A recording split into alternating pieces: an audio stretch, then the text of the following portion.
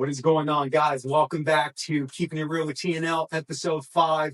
Today, you guys are in for a treat. We're going to be going over the myths and lies around low-carb and keto diets. We live in a place where most of the media that kind of perpetuates health tends to steer us in the wrong direction. But we'll dive into that in this episode, as well as a mental adjustment or just mental health for those who are looking to accomplish goals and get things done. We're going to give you guys some advice, especially as we're coming to the end of January. We'll see how many of you guys have stuck to your New Year's goals, and we'll talk about how to get back on track. But I got Lori with me.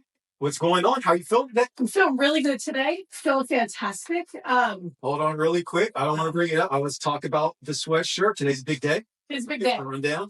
Big Maha fan.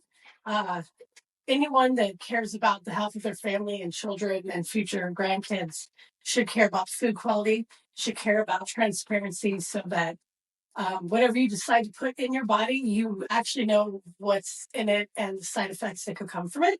So I'm staying positive and excited for today, so that we can move forward, so that I don't have to go to Italy to eat whatever I want and not get sick, right? I shouldn't have to leave the country to not feel like absolute crap from eating things that I can't eat here. You know what I mean? So these are the things. And as we break down, misinformation on things like low carb, cholesterol, proteins, and fats, it's a good time to remember that there's a lot to cut through, because certain people that need to perpetuate things for the sake of money get ideas out there, and a lot of people just don't know. So we want to help you see through a lot of the things that will help you be healthier going forward. So let's do that. Yeah. I love it. So we're going to just dive right on in. And the first thing that we're going to talk about is some of the common headlines that might be out there that we usually see, whether we're going to the internet, whether we're either talking with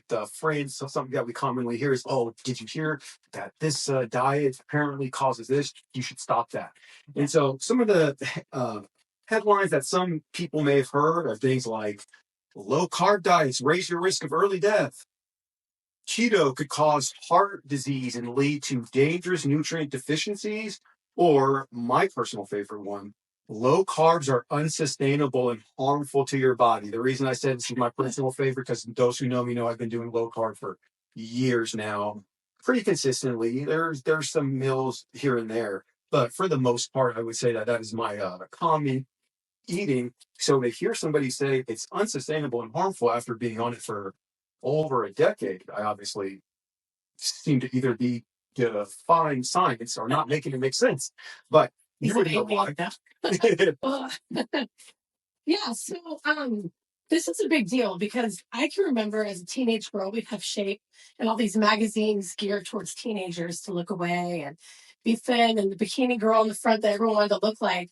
And the headlines were about as helpful as the last page where your horoscope for the month was laid out by your sign. Like, equally, like, it's going to be a good month because it says it right here. Like, I'm going to get thin because I'm going to eat low fat all the time. So I think this is a great one, because I still, even with a lot of my clients now, we're all working to heal like autoimmune disease, chronic illness, hormone issues.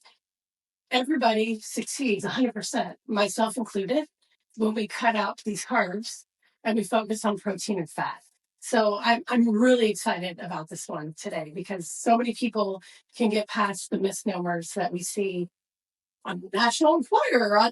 You're literally in a checkout line at Safeway, and there's like 7 different headlines about what to eat and what not to eat. And generally, they're funded by the company that wants you to eat what they're selling. Like, if you ever, you're coming from Morgan Hill back, and there's the, it's for Chick-fil-A, right? And so they're like, eat cows because or don't eat the cows, or like eat chicken or something. They're like, whoever wants you to go eat at Chick-fil-A is like, cows are bad, It's that kind of propaganda within food, and it's rampant because it's such a huge industry, right? The food industry is a huge economy. Yeah. And we have to talk about that too. So that brings up a very, very huge point, because something that it's going to be a hot take. I hate to say it, but the simple fact is that most of the food and the things are basically how this whole process works, that you and I just said. It's ran by industries. It's ran by companies. It's not ran by somebody who may have the best interest in your health as much as the best interest in their pockets. Yeah. And so obviously, anytime that that is put when humans are involved, that means that there's a price. Yeah. On human health and human safety. And Yes. anytime that you put a price, obviously that means that there's a point where it doesn't matter what damage is being done as long as the price is being met. Yeah. And it becomes a game of profits. And one of the industries that profits that we usually, nobody wants to really target, but we'll call it big pharma.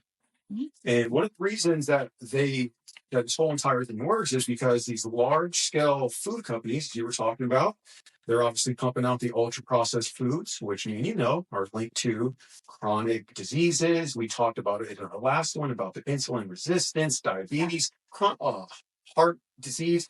All these things are clearly linked to ultra processed foods, and it seems to be the more common American diet. And now the big pharma is like, well, since this is what you guys basically have made a part of your 5 food groups, we have everything that's going to kill the symptoms of the poison that this is causing. Yeah. And so it feeds itself, right? It's self-feeding. It's wild. Yeah. And it's super funny because someone will literally be like, hey, I'm going to plan on trying to lose weight or cutting out the cell or trying to eat healthy.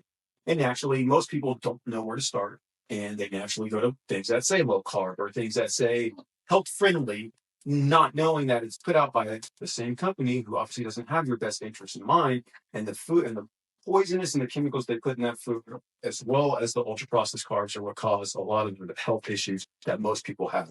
Now, I'm not going to get too crazy, but let's kind of start small. Okay. Low carb diet.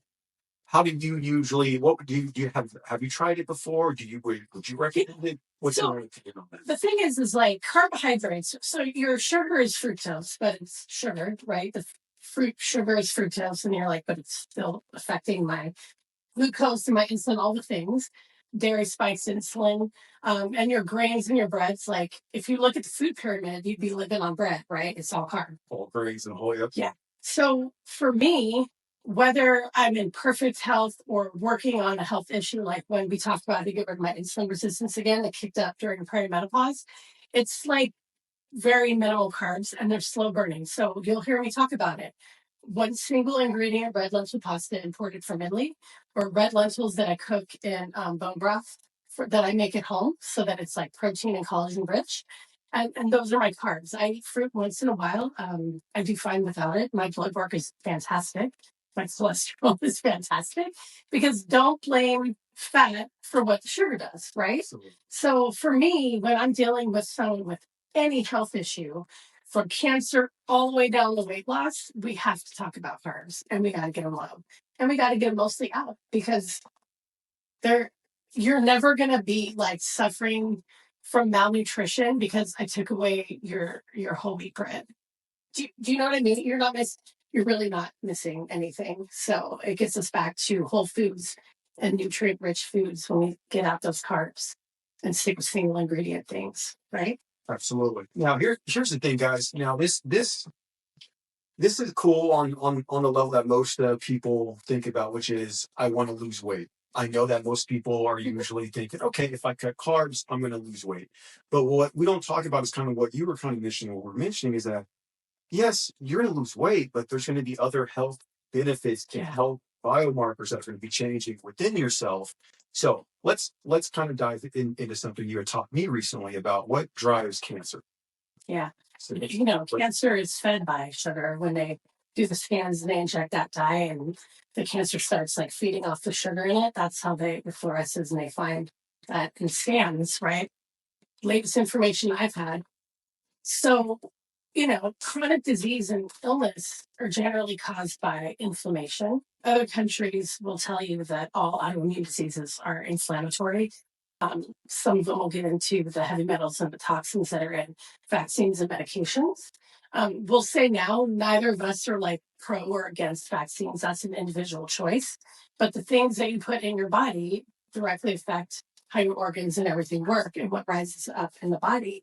So just from the idea of knowing that, wow, like sugar, even from fruit, like any kind of sugar feeds cancer, should be enough of that light bulb moment where you're like, it's everything, right? It's like, Yeah.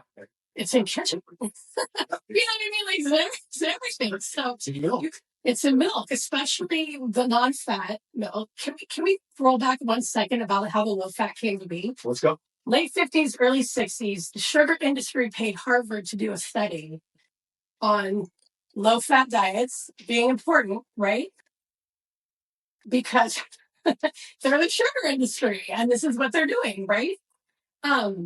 So first of all, I'm not going to talk about the whole study. You can research it, look at if it's even spelled, but you can find it. But the point is, if the sugar industry is paying scientists to come up with an outcome that backs sugar and says fat is bad, we're already into some bad science. This is the broken science that the broken science initiative talks about. Like, if Rogue paid me as a gym owner to say that Rogue is the only equipment on the planet that you'll never get hurt on, always get results on, and will make you look good and live a happy life.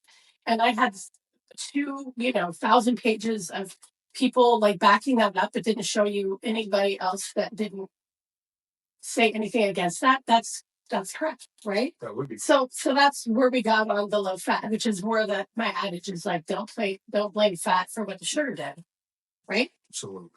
Had to put that in because that one always gets me, right? I'm like, oh God.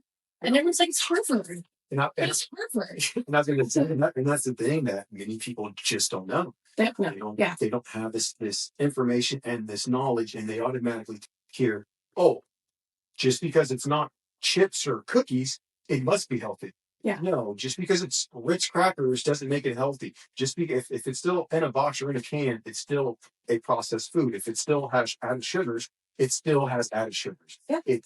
It doesn't matter if it says 100 calories only, but there's 15 grams of sugar. It doesn't matter. And that's that sneaky marketing, just like the headlines, like clickbait, that idea of like, oh, well, I'm going through TikTok at 1 a.m, so I can't sleep because I'm not shutting off TikTok. It's a vicious cycle, right? Feeds itself. And you're like, oh, and this person and that person and this pill. And then by the end of it, you think you have all the answers to your health without even knowing what's really driving the problem.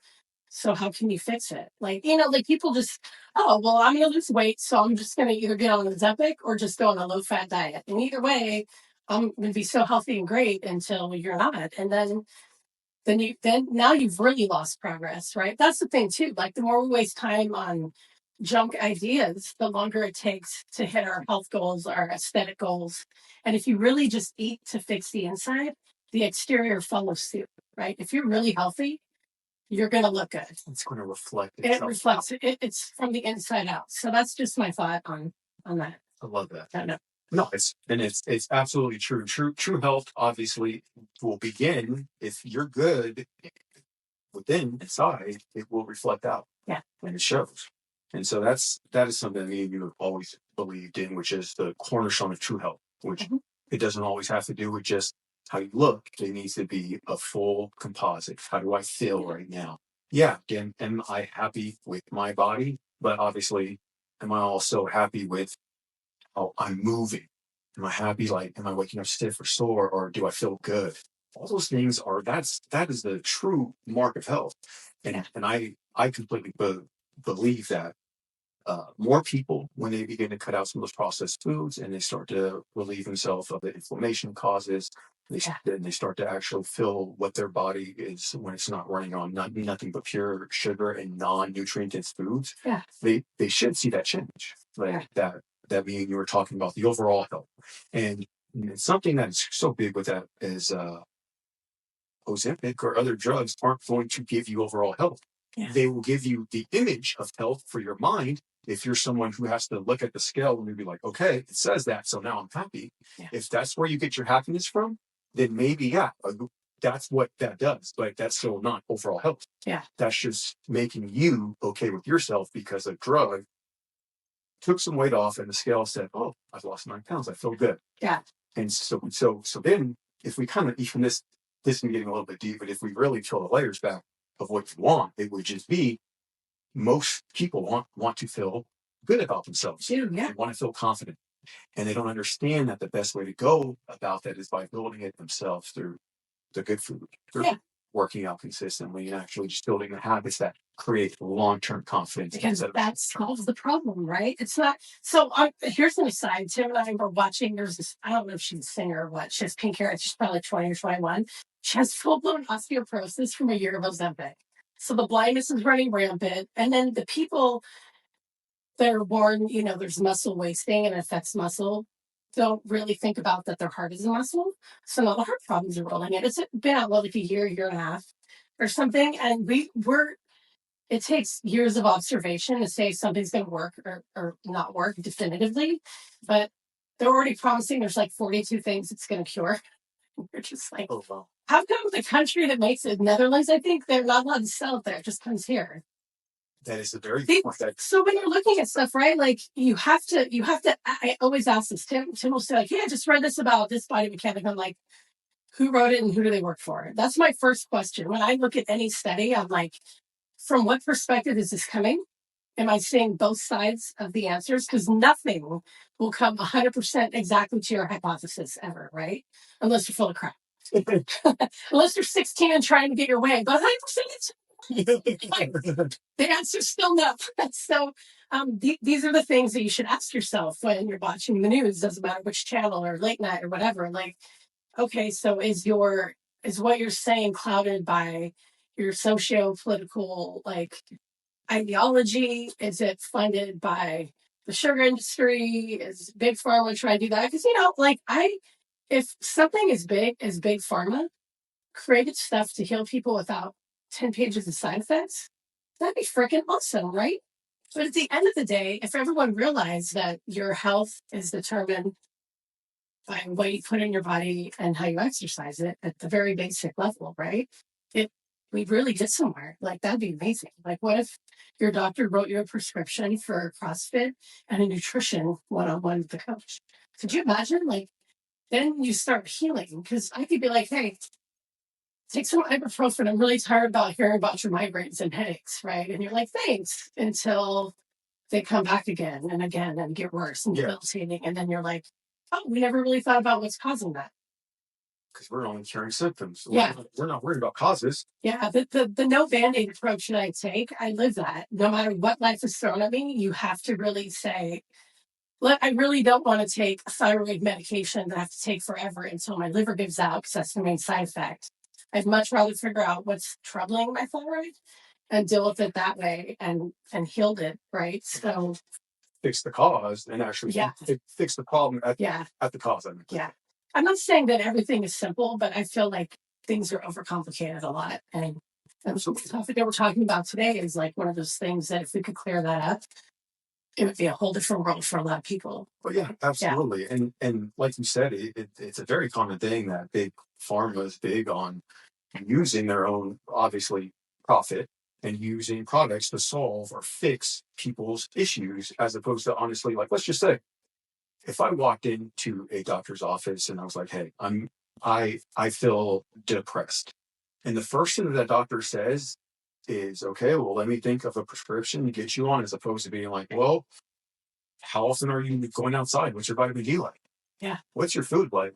Yeah. Is there something going on in your life that this is causing? Like, they don't even start at that level, because most problems can be fixed by the things that we just said. Okay, well, are you doing anything for your fitness? No, I work all day and I wake up, I get in my car, I go to my office, I get back in my car, I drive home and I watch TV, and I'm wondering why I am depressed. Yeah. It's like, well, you haven't done anything for your health. You haven't gotten a touch of vitamin D in you. You're probably extremely deficient, and your feeling's probably down too. Yeah, you're just like tanked. Like, yeah, and just those minor things, like there's no pill, but that's the problem. That's not profitable. Yeah. Even though like we just gave that information out. And here's the thing about that. Maybe you working out and getting some sun doesn't also lead to diarrhea, vomiting, and other things. That's the thing. The side effects are like, it's wild. And I know that we allow pharmaceuticals to advertise on TV here. A lot of countries do not. And while they're listing the, 100 side effects, people are like laughing and playing and look like they're so happy and healthy. Sudden death, like heart attack, loose bowels, loose stool, whatever. And you're just like, good God, like it's tough, because I know that we have been programmed in a way that, doctor, if you have a white coat, you're great. And there are great doctors out there. Unfortunately, I've never had one from a patient perspective, right? I have not. But I've met some great MDs that went more functional route and like are healing people left and right and this new lease on life. I'll be in LA Saturday with the Medical Society meeting another phenomenal doctor talking about how he teaches people how to take control of their health. Because that's the thing, we're always taught that you're dumb, don't Google it, I'm the doctor, and yet they never fix it. They just shut you up. Am I right? Like, Absolutely. I mean, and again, it's there's so many brilliant people out there with just a little bit of like guidance. And if we really taught doctors some different perspectives and ways of looking at things, we could solve a lot of the health problems that really come down to what we put in our body and how we move it, right? Absolutely. Yeah. So we're going to end this one, and I'm just going to wrap up a little bit of the effects that I've had in my own life following the low carb diet. So you can hear from someone who's kind of lived it, as opposed to what research has shown, and it's obviously different. So most of, as we spoke about in the last episode with me, I used to weigh 400 pounds. The low carb diet was the way that I lost that 200 pounds. And not only that, as I began to lose that weight, I began to notice other things within myself begin to change. I began to notice that my skin was clearing up. I used to have these little spots on my neck that started to slowly go away once I started to cut the processed carbs out. The other thing that I had noticed with me personally is I had a lot less like just pain. Yeah. It's like overall pain. I remember times, yeah, you could say that it's from the weight loss, but I remember times like even when I was going through the process and still losing weight, but still was like not knowing that certain days were processed. Like I would wake up inflamed. I'd wake up feeling the bloat. All those things that we speak about. And once I completely kind of got rid of the carbs and mainly the processed foods, again, no more bloat. Yeah. And then this one's going to be tough because this one took me a very long time to notice, and something that I've obviously mentioned to you which is the mental clarity. The mental clarity that I began to notice once I kind of got off the processed foods, I didn't feel like my thoughts were in such a hurry. Now, again, this is me personally. This is my own experience with cutting out carbs, reducing sugar to very minimal levels. And I'll be honest with you guys, for those who are interested, I usually have about a protein intake of, let's say, upwards to 210 grams with maybe a carb intake of maybe 40 grams or less. Yeah. So it's on the low, and I keep my sugar at about 10 grams. And so that's it. Now, those are just numbers, but that's me after doing this for a decade where I've reached. That's not where I obviously started. But in that entire time, I haven't had a doctor ever tell me that I have bad health. Yeah. I've had to pass multiple physicals as a police officer that involved blood draws and other things where I actually had to check. It wasn't just a squat and cough physical. And I've even been in a medical office where they've asked, "What are you doing? Can you teach me?" Yeah. So yeah, this is the truth. Like I said, no one is paying me to tell you this. I don't care what you guys do at home. You guys can live how you want. I'm just telling this because this is the experience I've had. And I love this. And this is the keeping it real is what it is. Like we talked about this, like our mission statement, why we do this. We wish someone had been honest with us about stuff. You can throw shade, you can be angry. Oh my God, she likes RFK and anti-vaxxer. He's not at all. You can say anything, but one point in life, you'll remember this and you'll be like, oh, okay. Because no one's going to buy us. Like Coca-Cola isn't going to sponsor keeping it real with Gina.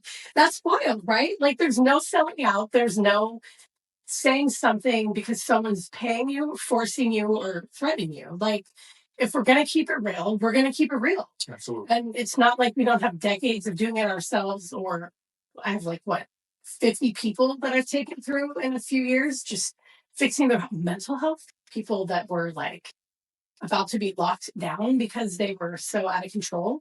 And so these are the things that you just need to keep an open mind with and come to this, because you have to hear every side of the story, and you have to listen to people who aren't talking through the companies that are making money off your decisions. And that's really what it comes down to. Absolutely. Yeah. And you know what I also want to say? This is important. So inflammation is systemic. So the brain is inflamed, like a hangover. You feel crappy the next day.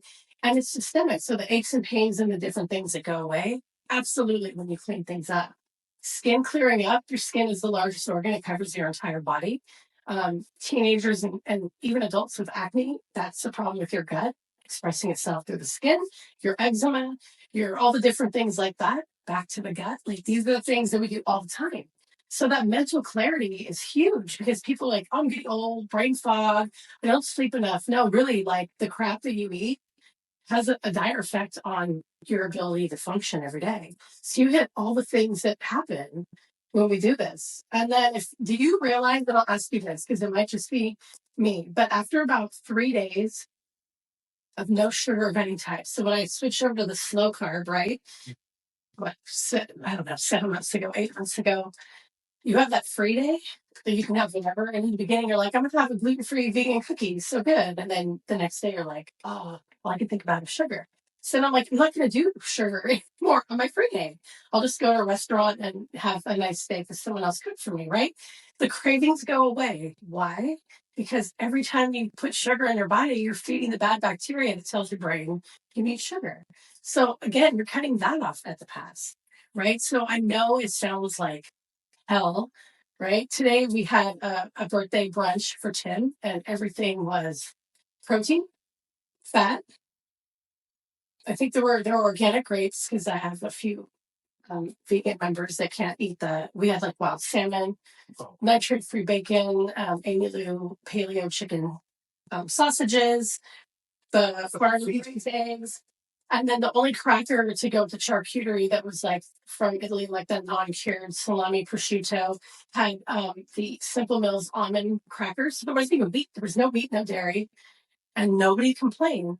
There was no junk food. Everyone was just like eating, and they had a great post-workout feast, right? And it was actually cheaper than had I gone to Costco and bought a bunch of crap. So these are the things, right? I know it seems hard, but no one was like devastated that we did blow out a candle and serve up cake with a shit ton of sugar in it, right? Like, so things to think about. Your body acclimates, and then you start feeling so good. You don't want to stop. Like that's the drug. That's the addict you want to be. Is the addict who's in love with protein and fat and working out and feeling good. Like be addicted to that feeling and go crush it every day. Yeah. You just hit it on the head. That's what drives me, is that feeling. I always feel good because of the workout. And when I don't, it is at a point where something is completely wrong. And my whole entire attitude changes. Like that's how much this has become a part of my own life. And yours, well, I watched it for an entire year now. Day after day, constant workouts. Fighting their injuries, but always saying, like, I need to get my workout. Yeah. Just I constantly making sure the food's right. It just works. Like, who wouldn't want to function at their best? It's amazing. This shouldn't have to be anything that we have to sell. As a matter of fact, let's stop talking about it. Either you guys are going to want to be healthy or you're not. I shouldn't have to sell you for you to take your life back. That should be something that you should do on your own. We just gave you literally the blueprint to how to do it. Cut the processed food, cut the carbs, increase the protein, get rid of the sugar, and you will see a change. And it's not something that I am telling you to just do for 2 days. Run this for 4 weeks and then come back to me. 4 weeks straight. Then come and say, hey, this is bad. This didn't work. Talk to me then, and I guarantee you won't. Yeah. So moving on, we're going to talk about the mindset. So it is the end of the year. What is it? The 29th. Shout out Coach Tim. Happy birthday, Tim. But most people at this current time are usually had some high goals at the start of the year. Just like get closer towards day 30. It's like, where have they gone? So I just want to take this time to talk about mindset talk, something that most people know I'm very big on mindset. So I'd like to give you guys some meaningful tips on when it comes to achieving goals. But Laura, let me speak with you really quick. Honestly, do you feel like you have multiple clients? Do you feel it's hard to keep them sometimes motivated towards what their goal was? I know that that's something that I kind of struggle with. Yeah, but I love like the difference in care here with all of us, you and whoever's in this building with their client, like we're your friend, your therapist, your nutritionist, your coach, your physical therapist, for all of that, right? So like I just had someone text me the other night, like a creamer, can I have this? And I was like, it's good job, it's clean, there's no argon, there's no sugar, right? I'm down with that. But it does take a lot of extra work, because as this month comes to an end, we're just watching people just like jump off the New Year resolution cliff, right? So I definitely feel like the other night I was like, I'm gonna have to put a wait list for new patients and clients, because it's to that point where if I'm going to give them the best service and still work out and sleep and cook food and run a business and another business, that I have to really be parameters. So I don't know how you feel with that, but do you feel like with your clients still? So usually, yeah. So sometimes what I found with some of my clients is that whether it's New Year's or whether it's a new client, it's always they are super amped up, have a big goal. Yeah. And then about a month and a half in, they're still going through the process, but they're not as hyped up as they were at. They've lost the excitement. So you're like the king of mindset. I should just, instead of a Joe Dispenza weekend, I'll just pay time for like a Thai meditation mindset weekend. We need to do this now. We've put it out to the universe. But tell me what you do for your clients. So something that I have found that helps me as well as my clients is that at the onset of us starting out our goal, the biggest thing that I always recommend, this is to you guys at home too, is linking your goal to something larger. Now, let me kind of explain that. One of the more common goals is a weight loss goal. Let's say, hey, I want to lose 10 pounds in 30 days. That's not real. I'm just saying. Yeah. That's a common thing. And then their whole entire focus will literally just be on the scale. And then since the goal is the 10-pound loss, if they don't see the loss, the motivation slowly begins to basically float away. As opposed to, let's say the goal was, I want to work out more consistently so I could play with my grandkids. I want to work out, or I want to eat right so I don't have to look at the zits that constantly pop up on my face. Yeah. And now we're starting to link it to some more interpersonal things. That's where we're going to actually start to see an emotional and internal shift. Because most people keep their goal on something outside of them, as opposed to like thinking, okay, if I get that 10-pound result, what comes with that? I'll probably have different clothes. I'll probably not be afraid to stop and look in the mirror when I walk past it. I may want to go out more. And then we're starting to see that, hold on, this is more linked towards confidence. This is linked towards feeling good in my own skin. And if we could start to put our goals to that level, that create an emotional response, like, dude, if I could lose this 100 pounds, I may be able to go talk to someone of the opposite sex. Like, I know guys like that who like, they don't want to talk because they're just unfit. Yeah. And that's a big thing. But hey, what if it was, hey, if I lose this weight, I could possibly find a partner. Yeah. Someone who cares for me. Mm-hmm. And I'm sure with that kind of thought, it'd be a little bit easier to wake up on a cold morning. Yeah. Because you're not worried about what the scale said last night. You're like, dude, if I get one more workout in, things can start changing. I can start seeing something bigger in my life. And so the biggest thing that I want to basically leave off with before our closing segment is this. Always think, if the goal was accomplished, how would you feel? Why is it so important? Don't just focus on the 10 pounds. Start to list out, what does that come with? And those are going to be, that usually creates an emotion within yourself where you start to feel amped up and energized. And then once we're doing that, that's when it gets easier to kind of keep ourselves on track of why we're doing what we're doing. Because I'll be honest with you, most people have been wanting to lose 10 pounds forever, since high school. And then it lasts for 2 weeks and it's gone. It's because it's never been linked to anything bigger than just that. Yeah. And so that's my tip.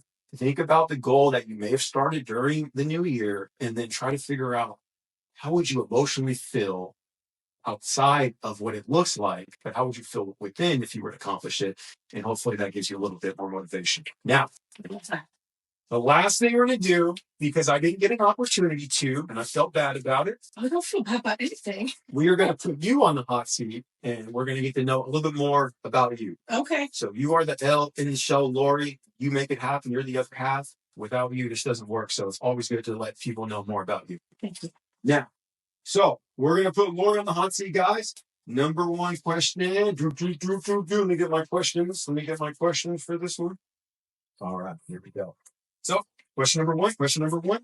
What is your favorite local restaurant? Peasant and Pear and Bamboo Sushi. I have to do two because it's completely gluten free then. Okay. And you can have slush eating rice, so I have to worry about getting sick then. There we go. Okay. All right. This one, I already know the answer. But I'm asking you, what's your favorite barbell movement? Little freeze. I know. Everyone's like, what's wrong with her? It's spots. I know. It's okay. Whatever.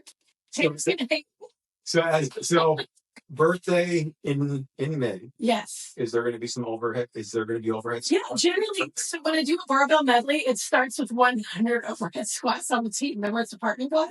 Mm-hmm. Then everybody's like, "Oh God, why did we let Lori work here? Why does Tim let her own it too? Get her out of here." So you guys already know we got some overhead squats definitely coming up for that. All right. If you could live anywhere in the world, where would it be? Italy. No hesitation. Okay. Yeah. Any specific areas? Well, when we go back for my 50th, which is in a couple of years, I want to stay in Tuscany. I haven't seen that yet, but the food, the people, my culture, and I don't have to live there permanently, but I would like my dual citizenship that I need to start working on and have a home somewhere in the country in Italy. All right. Yeah. I love that. All right. Top 3 favorite movies. Shawshank Redemption. What? No, I'm not even kidding. You did not see that coming. And then Elf, because you watch it, I've watched it 30 times in December, maybe some in November. And then Dead Poets Society, because that's what inspired me to be an English teacher. And yeah, oh God, just like the real life. So yeah, yep, those are my 3 favorite. I love that. We're gonna have to do a Shawshank, just a full-on breakdown. Dude, that's awesome. All right. Oh yeah. Last but not least, what's one piece of advice you wish you had earlier in life? I wish that, when I was young, there was a picture of a garage and it had 7 high-end priced sports cars, and it said justification for higher education. So I always thought success was determined by wealth, not. So, and here's the thing, I was wealthy long before I came back to California and started here. But success is doing what you were put here to do, right? And then the wealth will come from that, and you won't be left on the streets. So if I had known to lead all aspects of my life in passion, it would have been a very different life leading to this point. But I still made it here. So that's success, not what your bank account is, but what your heart is telling you to do, and service and what you do for others. To me, this is the pinnacle of my success, this point in my life, and the MetFix journey coming and all the things, right? So, yeah, I don't need 7 sports cars. I'm super cool with my little Bronco. She's cute. It's okay. That's awesome, Lord. So, guys, that's a wrap. Episode 5. This has been an amazing run so far. Oh, hold on. Oh, the card. We had a question in the Q&A box. We have a question. Okay, go ahead. You do it. You have some honors of this one by now. Okay. Oh my goodness. Why are y'all so awesome? Yes, YALL. Why are y'all so awesome? I will start with you. I mean, that's this way. No, thank you for thinking we're awesome. You know what it is for me? Just being here, fills my bucket. So I just want to fill everybody else's. So I'm happy that you think we're awesome. I'm down. I was gonna say I'm awesome because of the low carb diet. That's right. Bring it back around. Back. But no, guys, honestly, kind of what Lori said, it's easy because of the community that we have. I am excited to let you guys know this information, to pass all this stuff on. You guys drive it. You guys are the reason that works so awesome, because you guys give us the energy and want to actually be awesome. Yeah. So thank you very much. I don't know whoever this was. Comment if you asked this one, because I just want to give you guys a personal little handshake. So, oh, and then last but not least, if you haven't already, follow Coach Lori on Instagram, Coach Lori925. You can follow me on Instagram, Coach Ty925, and follow our gym, CrossFit San Ramon, CrossFit SR925 on Instagram. And if you haven't already, please subscribe to the YouTube channel. I hope you guys enjoyed this episode. Thank you so much. So keep it consistent. Wait, I totally screwed that up already. Stay consistent, stay motivated, and keep it real. Keep it real. Back around. Just take me. There we go. And as I always say, keep it classy, San Ramon. We'll see you guys next week. See you next week.